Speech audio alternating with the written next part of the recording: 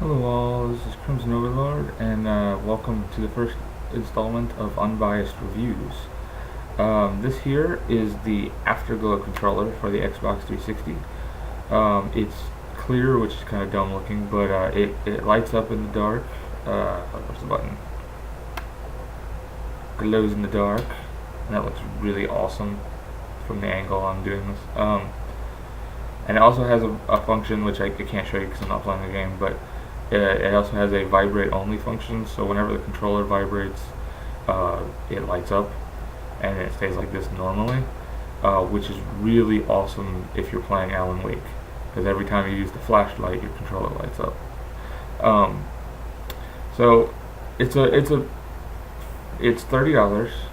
and most of the reviews out there will tell you that it's either the best controller in the world because it's $30, or it's the worst controller in the world because Microsoft didn't make it. But so I figured I'd give it a real review. Like the $30 price tag is nice. That's one of the good points. Another good point is that all the buttons work the way they're supposed to. There's no lag with the joystick. You're not sliding around the map like you're on ice, like some of them cheap controllers. The triggers, the bumpers, and all the face buttons, everything works the way it's supposed to.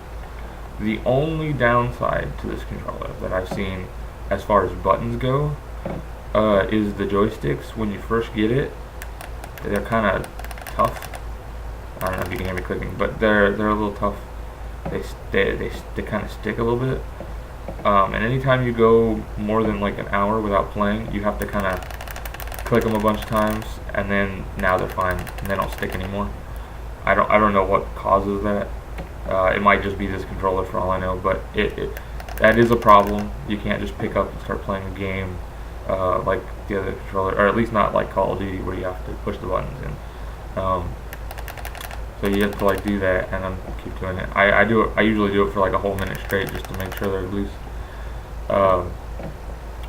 This particular controller, I don't know if you can hear, but the left bumper clicks fine, and the right bumper doesn't click very loud because it's a little loose. But that's actually just this particular controller. That's one of the downsides of being mass-produced, is that once in a while little things slip through. The headset port on the bottom works. I mean, it works pretty good. It's not perfect. For some reason, when I plug in my standard wired headset that came with the Xbox, it's a little quieter on this controller than it is on my regular controller. So I don't know if that's a connection issue or whatever, but so that's, I mean, it works pretty good. It's not the best controller out there. I'd still recommend getting a official Microsoft controller for, I think it's like $55 or something like that now for the wired one. I still recommend getting that if you can afford it, but I couldn't, so I bought this one, and I'm very pleased with the purchase. It was definitely worth the $30.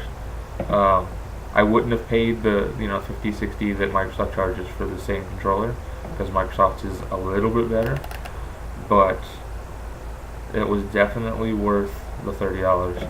And playing in the dark is just hilarious. People walk in your room and that's all they see is the controller because their eyes haven't adjusted yet. I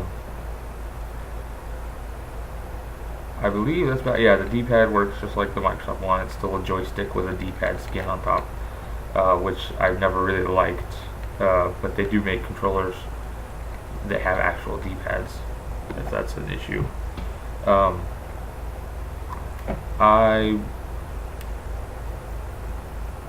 would recommend going over to, I think he did it on Machinima, he might have did it on his own channel, but Hutch from Machinima did a semi-unbiased review for the Razer Onza, which I definitely recommend checking it out if you plan on buying that controller, because what he said helped me decide whether I was going to buy it or not when I had enough money.